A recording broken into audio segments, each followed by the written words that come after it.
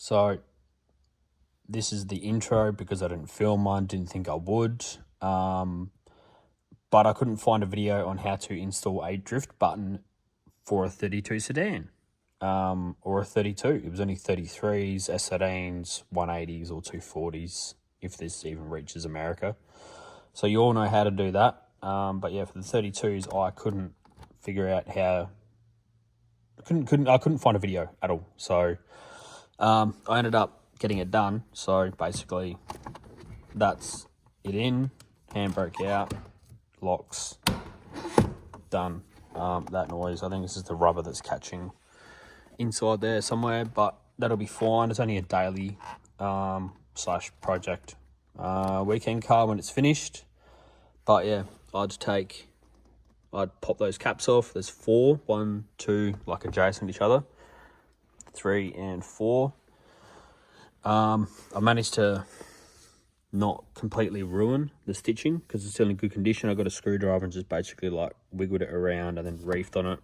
Get myself a blister, so wear gloves or microfiber cloth.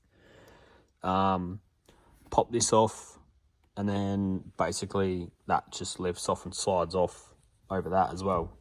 You do have to take out that ring, like with any other S chassis, R chassis. So yeah, take that out first, so that'll just slide straight off. I don't know if that might come out with it, but I'd already done that and slip that over the top just so I wouldn't lose it. But yeah, it's a Gktech drift button, and yeah, that's pretty much. You'll see the rest of the video on how I do it. So yeah, enjoy. So step 2, we're trying to put a handbrake button on a 32 Skyline sedan. Mine's a sedan. Center console out. It's just 4 screws, 2 and 2, that go into there. Well, that there. And I'm hoping this comes off once I got a screwdriver in there and just like sort of reefed, trying to get it loose off in there without ripping the stitching because it's still pretty good condition. Yeah. I'll get back to you when I've got this off. Hopefully it's just straight off now and shit's mint.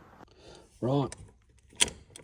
I got that tab out there. So those are the 2 tabs you want to fold out so that the spring drop down. Mine is pretty tight in there. I don't know why, but yeah, pretty much button in. Same as you would have seen on YouTube for all the 33s out there, but unfortunately the 32s are a little bit different, which I had a lot of trouble finding a video on how to do it. That's, I'm guessing, the glue that held the old boot on, but yeah, got her off. So I'll put everything back together and that's it.